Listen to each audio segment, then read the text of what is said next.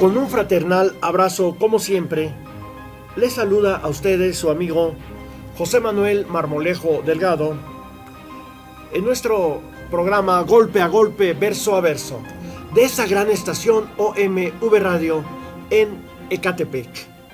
Tenemos nuevamente como fondo en nuestra pantalla este precioso lugar, las cuevas de Xometla en Acolman, y seguimos invitándoles a visitar, ahora en vacaciones y toda la vida, los pueblos originarios de nuestro país que ofrecen una gran riqueza cultural, histórica, arqueológica. No viajen a Estados Unidos, quédense en México.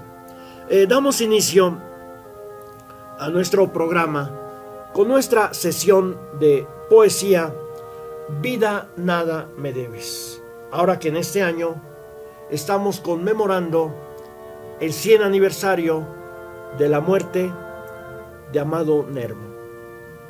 Existe la suposición, no aclarada históricamente, de que el pensador mexicano, el literato y poeta José Joaquín Fernández de Lizardi participó en la Guerra de Independencia militando en las huestes de José María Morelos y Pavón, nada más. Pero lo más cierto es que Lizardi, siendo teniente de justicia en Tasco, ante el acoso militar insurgente, rindió la plaza y entregó las armas al propio Morelos, lo que ocasionó que el jefe realista, Nicolás Cosío, lo llevara preso a la Ciudad de México, quedando libre al convencer al gobierno virreinal de que se vio forzado a capitular. En la metrópoli, en 1812, Lizardi fundó su periódico El Pensador Mexicano, en el marco de libertad de imprenta establecido por la Constitución de Cádiz. En esa publicación, el Pensador Mexicano abordó los más variados temas. Sus peticiones y censuras al virrey Venegas le causaron que fuera encarcelado el día 7 de diciembre, fecha coincidente con la supresión de la libertad de expresión en Nueva España. Duró 7 meses en prisión, logrando salir absuelto, pero detrás de las rejas siguió editando su Pensador Mexicano. Lizardi no dio tregua a su pluma. Folletos, periódicos y libros salían vertiginosamente de su mano y de su conciencia. Lizardi, como decimos, también fue un gran autor de poesía. Y habremos de leer para ustedes de este hermoso libro, Antología del Centenario, el poema de José Joaquín Fernández de Lizardi, El martillo y el yunque. ¿Por qué yo he de sufrir constantemente los golpes que me da sin miramiento? Cuando nacimos hijos de una madre, a ti y a mí de un fierro nos hicieron. Así el yunque al martillo se quejaba, pero esto le responde con talento. Ni tú debes quejarte de tu suerte, ni yo debo jactarme de mi empleo.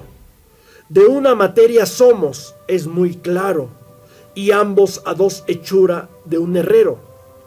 Sabe más que nosotros sin disputa, y respetar debemos sus aciertos. Tú para manso fueras muy pesado, yo para yunque fuera muy pequeño, y a él, a más de otras causas que yo ignoro, nos ha dado la forma que tenemos, para que le sirvamos igualmente en los destinos que ocupar podamos. Así es, y convencido me ha dejado, hermano, tu discurso. No me quejo ni me quejaré jamás de mi destino, antes lo serviré siempre contento, pues soy útil en él, y como dices, ambos somos hechura de un herrero. Oh, qué yunque tan dócil, qué martillo tan justo en sus palabras y discreto. yo os elogiara más si contemplara que los hombres siguieran vuestro ejemplo, conformándose todos con su suerte y adornando del cielo los decretos. Pues es la poesía, es la palabra de José Joaquín Fernández de Lizardi, el pensador mexicano. Ahora continuamos con nuestra temática general. En nuestra anterior sesión estábamos hablando de las misivas, las cartas, los telegramas internos que se hacían llegar uno a otro de los generales que usurparon el poder, Calles, Adolfo de la Huerta, Obregón, y que reflejan su enorme interés, su enorme ambición por el dinero.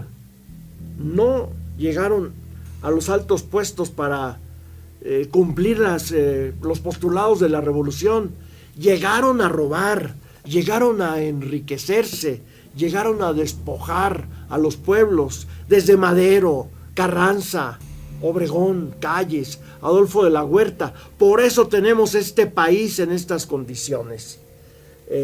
Esos masones, que bueno, respeto a la masonería, pero como que tendrían que revisar lo que han hecho los masones con esta patria nuestra. En la correspondencia de Calles encontramos dos lisonjeras cartas del periodista y abogado Heriberto Barrón, dirigidas al expresidente, que son muestra de actitudes vergonzosamente oportunistas que diversos individuos mostraban con Calles en un momento coyuntural. La primera está fechada el 7 de diciembre de 1928 y en esta el suscribiente lamentaba los ataques de Aurelio Manrique en contra de don Plutarco por su participación en la convención de la CROM, así como la de los diputados que aplaudían a Manrique. Tendrá usted que apurar muchas veces más el cáliz amargo de las ingratitudes. Ay, pobrecito Calles, como si hubiera sido un santo ese asesino. Barrón justificaba, que además es el padre del PRI, Calles.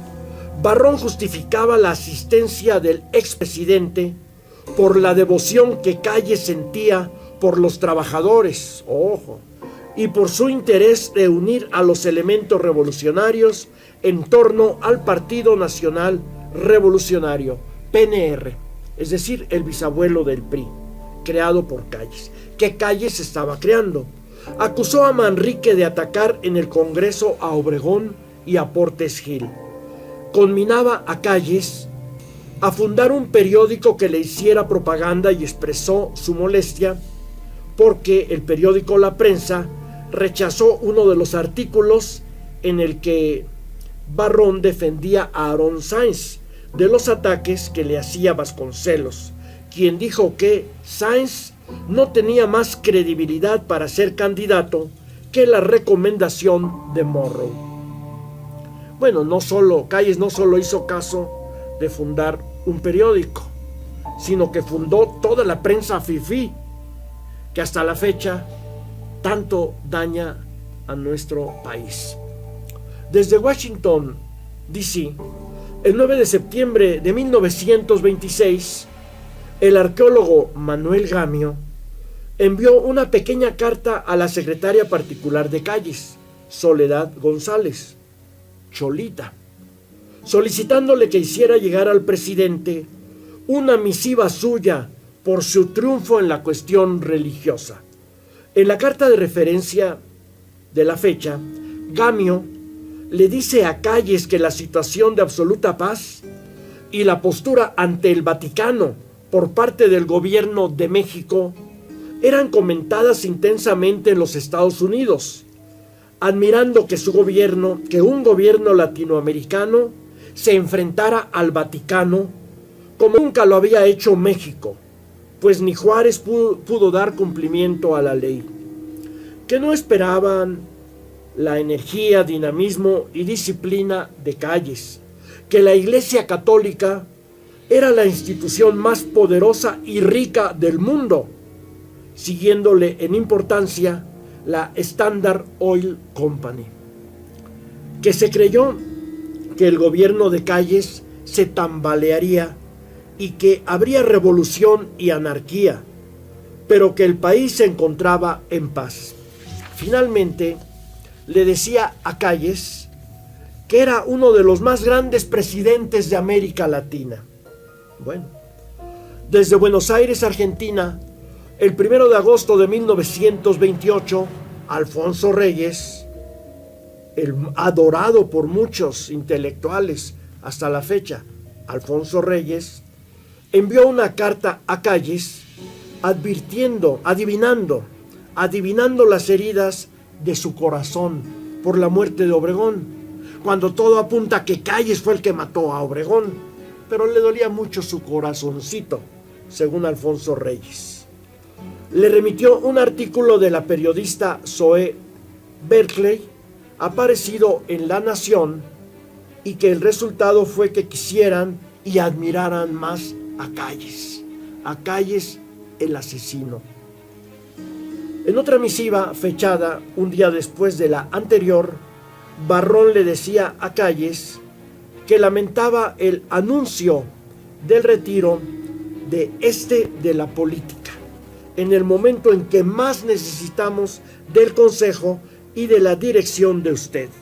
Bueno, pues estas misivas también de algunos personajes como Alfonso Reyes, como Manuel Gamio, independientemente de su importancia, en la importancia de su obra literaria y de la obra arqueológica de estos dos personajes, pues también nos muestra el lado oscuro de estos tipos, arrastrándose ante el poderoso, ante el criminal que era Calles, el fundador del PRI. Esa doble moral de muchos ilustres mexicanos, que se reconoce el trabajo positivo que hicieron, pero su actitud servil es injustificable. Y luego todavía Calles, hipócritamente, dice: me retiro del poder, me retiro de la política, después de haber asesinado a Obregón, pero siguió manejando los hilos del poder a través de sus peleles, hasta que Cárdenas dijo: hasta aquí llegas, y lo mandó expatriado a los Estados Unidos. Pero de esta temática continuaremos hablando en nuestra próxima emisión de Golpe a Golpe, Verso a Verso, de esta gran estación OMV Radio en Ecatepec. Se despide de ustedes su amigo José Manuel Marmolejo Delgado.